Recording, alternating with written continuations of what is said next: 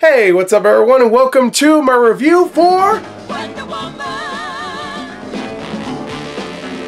Wonder Woman. the brand new DC movie in its extended universe. The fourth one, I guess, Man of Steel, Batman v Superman, Suicide Squad, now this. And I was very excited for this movie, even though the last couple I'm still sick.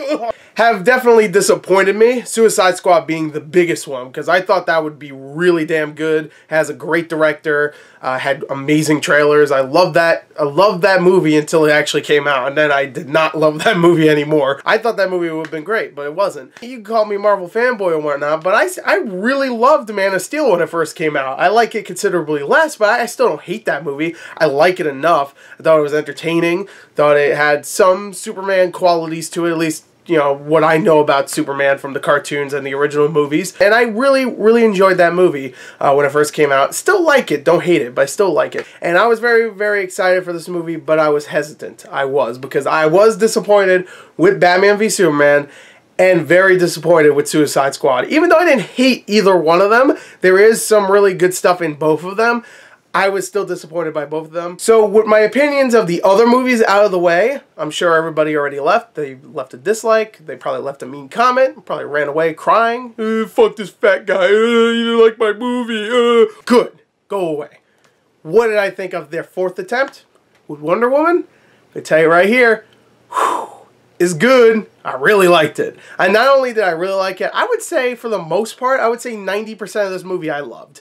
There's about 10% of it that I could have done without.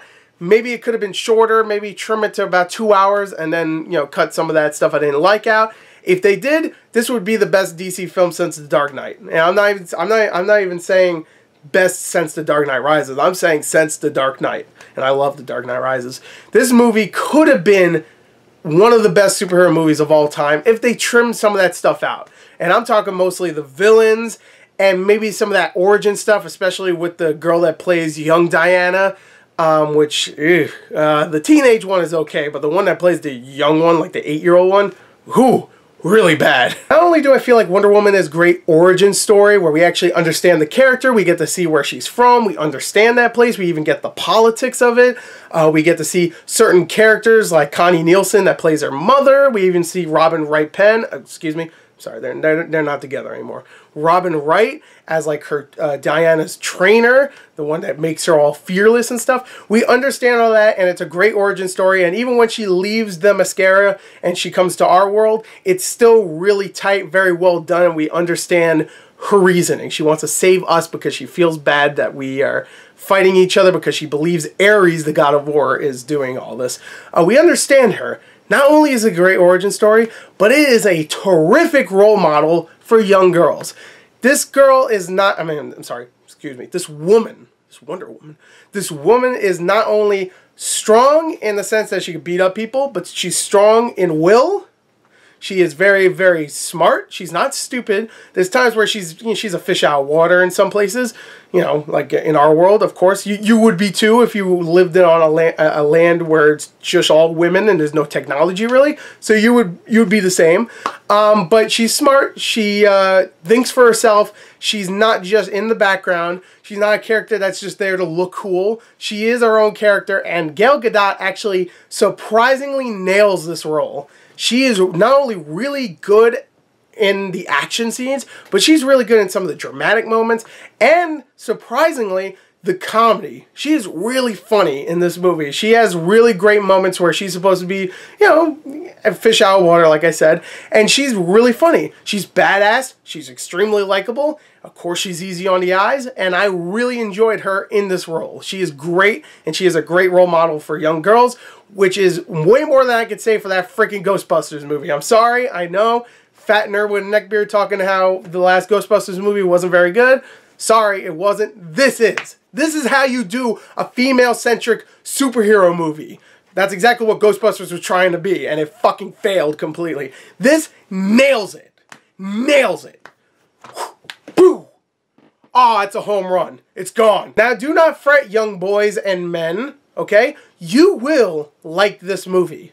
you will. I assure you, you will at least enjoy some of this movie. Because it is not just a female empowerment movie and that's it. It is still a superhero origin story where we get to relate to this character and we can just enjoy it, alright? The character is really likable. There are other likable characters in the movie. Chris Pine plays Steve Trevor, who is the love interest of Wonder Woman's character, and he's really good in this. I really like Chris Pine, always have, and he's really good, especially when he's with Gal Gadot. They actually have great chemistry. You have other characters, like I said, Connie Nielsen, Robin Wright, some other characters sprinkled out there. Danny Houston plays one of the villains, who I thought was a weak villain, but I thought he did a good enough job of making that villain maybe a little bit more campier than another actor would, and I kind of appreciated that. I like the campy aspect to it. And there was other characters here and there that were played by respectable actors. That overall, I enjoyed everybody in it. No one did a terrible job besides that one girl that played young Diana. She was not good. But besides that, everybody's really good. The action scenes in this movie, oh my god. If you are a man and you're like, I just want to see some action, there are some amazing action scenes. And yes, they do use a lot of slow motion, that speed up slow motion stuff where it's like, and then, the action in this movie, I really do feel, until the last 10 minutes of the movie, are incredible. Like, there's an action scene halfway through this movie where Wonder Woman finally dons the actual costume and she goes out into the field of like Germans, and she's just getting fired upon. She's just like bam, bam, nop, nop, nop, nop.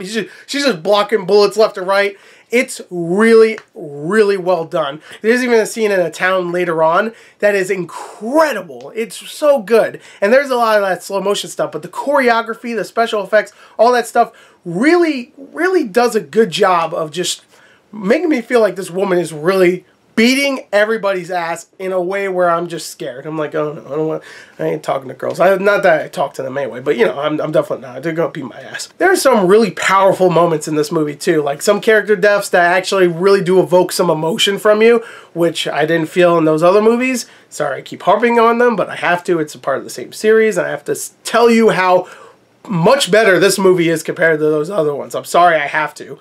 But this movie does death scenes extremely well. There's that one moment, like I mentioned before, where she's walking in what they call no man's land, where she's crossing over and the Germans are shooting at her.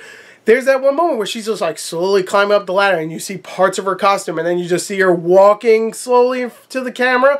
She has the costume on and stuff and she's just blocking bullets at everybody. All the soldiers are looking at her like, what the hell? It's very powerful. If you were a female, I wouldn't even be surprised if you start tearing up at that, because you don't really see that too much in movies. You don't see female stars in action movies that are not only badass, but believably badass, you know? Like, there's a lot of movies out there that men and women are supposedly badasses, and it's not believable at all.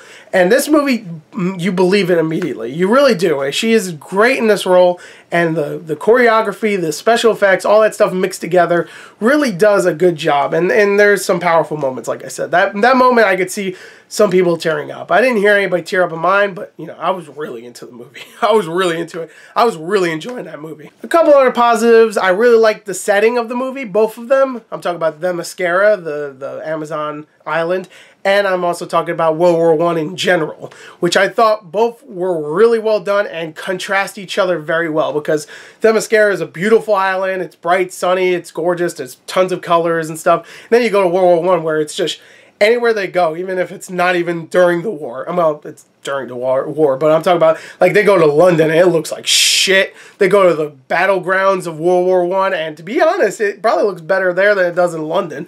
But it's all gray and terrible looking, which, to be fair, that's probably what it looked like back then. So I can't even say, like, oh, it looks like a Zack Snyder movie, because that's probably exactly how it would look. So all that stuff is really well done in here. Like I said, the supporting cast is really damn good in this, but I also have to give them credit for actually fleshing some of the characters out. We get a ragtag team of like soldier misfits that join Wonder Woman, or Diana, and Steve Trevor later on in the movie, and you actually get a little development from each of those characters too, just little bits. Like, you know, one was an actor that just got drafted into war, I think, and then the other guy is the Scotsman who drinks a lot, and he's always cracking jokes, but he can't really kill anybody because he's so messed up from war, and he likes to sing. Like, you get little things about these characters that you don't get in other movies. I'm not even talking about the other DC movies, just other movies that just have characters. Like, what I was thinking about was like that Magnificent Seven movie that came out recently, where you don't get to know anything about like the Native American character, you don't get to know anything about the Mexican character. Those are just like thrown in there just to have the other two for the seven. Here you actually get to know some of these characters, which I know this isn't the same thing, but you know, kind of is. You know, he's kind of like Hitman in a way. Whatever. Whatever. It's the same. Just leave me alone. So if you can't tell, I'm losing my voice progressively, and I do not feel well, but I really wanted to get this review out to you just to tell you, please go see this movie. Please. It is a great summer blockbuster with some heart, with some emotion, with some great performances, some awesome action scenes, some great special effects, even though there's some that are a little iffy, especially towards the last 10 minutes, which I didn't really talk about. The last 10 minutes turns into a straight up just Zack Snyder action blockbuster where there's shit exploding every 5 seconds. To be fair, it's done extremely well compared to Batman v Superman, where it's just, oh, explosions, oh, look at them.